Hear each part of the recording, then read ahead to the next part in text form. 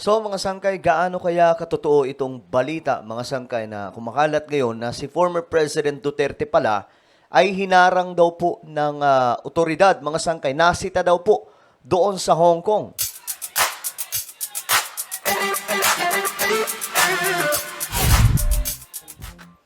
Hello, what's up guys? This is me. I'm back for another vlog today. Kamusta po mga kababayan? Okay, eto pag-uusapan po natin mga sangkay itong matinding balita ngayon, no? Na itong si dating Pangulong Duterte ay sinita pala doon sa Hong Kong at pinagsabihan. Meron pong sinabi mga sangkay ang otoridad sa Hong Kong sa kanya na hindi niya po dapat gawin. Ngayon, ano nga kaya ang nangyari mga sangkay? Pag-usapan po natin yan. Shoutout nga pala sa lahat ng mga solid sangkay na nanonood ngayon. Mag-comment po kayo sa ibaba ng hashtag solid sangkay kasama po ang inyong mga lugar para magkakilala po tayo dito sa YouTube. Sa mga nanonood ngayon na hindi pa po nakakapag-subscribe, road to 2 million subscribers na po tayo. At kung gusto mong mapabilang sa dumaraming mga solid sangkay dito sa YouTube, ang gawin nyo lamang po ay isubscribe yung ating YouTube channel. Makikita nyo po yung subscribe button sa ibaba ng video na to.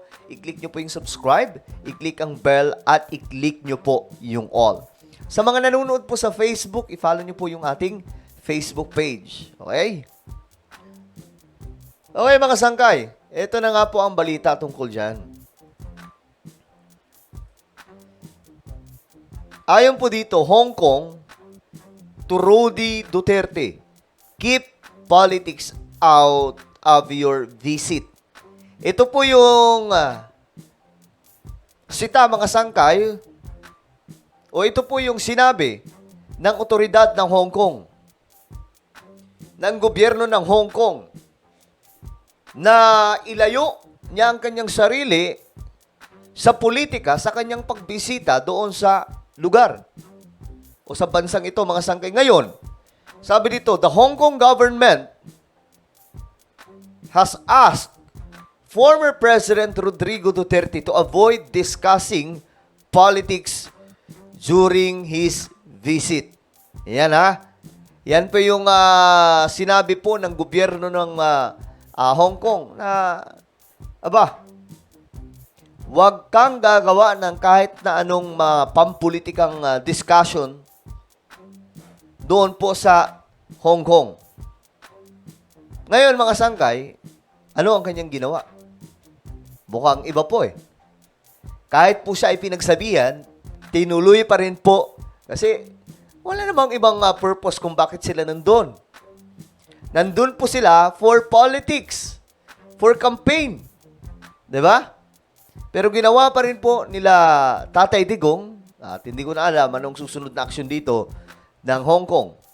Sabi dito, Duterte revealed the request of Hong Kong authorities when he spoke before the Filipino community gathered at the Southorn Stadium in Wan Chai on Sunday, March 9. Ito daw po yung ni-reveal ni former President Duterte. The former leader traveled to Hong Kong to attend the assembly dubbed pasasalamat kay PRRD with the OFW.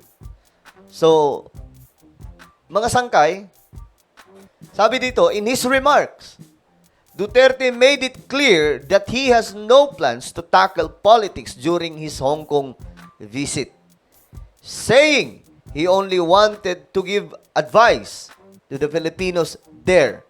He added that he would save his political remarks for when he returns to the Philippines.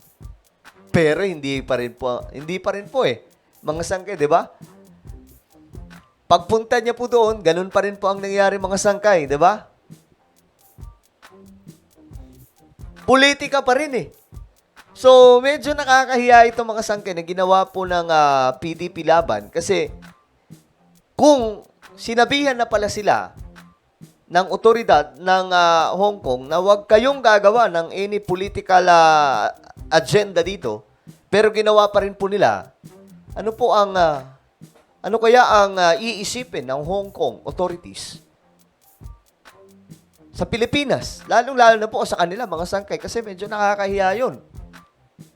So sabi dito, we were not really ordered, but maybe it was a form of an order. So, inutusan daw po sila mga sangkay. Kumbaga, sabi dito, hindi naman kami sinabihan o inutusan, pero pwede na rin. It's a form of an order. But ang dumating sa atin, sabi dito, a request from the Hong Kong authorities that we avoid talking politics. Yan ang sabi ng Hong Kong. Ako naman, wala akong planong, no plans to talk about politics. It's too early. I will talk about it sa Pilipinas. Doon na lang kayo makinig. Yun ang sinabi po ni former President Duterte. Bagamat sinabi niya po ito mga sangkay, pero parang ganun pa rin eh. Kasi nandun po sila para po sa politika. Wala naman pong iba doon mga sangkay. Bagamat nakalagay po sa pinaka-stage nila, entablado, pasasalamat, di ba? Pero, guys, maglulukohan pa ba tayo?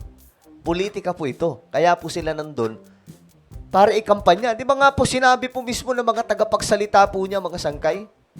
Sila Harry Roque, sila Panelo, andun sila.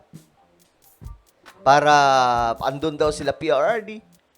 Di ba? Para po sa PDP Laban candidates. Sabi ni PRRD, I'm not trying to na kayo vote for. I leave it up to you to decide for your own kung ano talaga ang mabuti para sa bayan. Pero kung ano kayo, if you have to listen to some advice, maybe you can consider the advice of a former president. An advice that is only good for the country. I'm not talking about any candidate but the interest of the Philippines. Sabi po niya dito mga sangkay. Ngayon dito, Duterte went ahead to introduce the PDP senatorial slate. Ganun pa rin. 'Di ba? Ang kanyang ginawa mga sangkay inintroduce po niya. Andun po sila, pinagbawalan po sila ng Hong Kong na gumawa ng any political gathering mga sangkay or agenda doon. Pero kumbaga, sinabi po niya ng una, ayoko magsalita muna sa politika kasi pinagbabawalan ako ng gobyerno ng Hong Kong. Pero, sabay ganito, inintroduce po niya yung PDP senatorial slate. Ayan, no? Nakalagay po dito mga sangkay. Ngayon, ano ang pwedeng gawin dito mga sangkay ng Hong Kong? Well, we don't know, guys. Galing din ang pagkakatwist niya eh.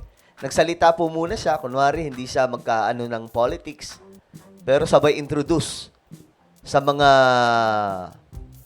kandidato po niya sa pagkasenador.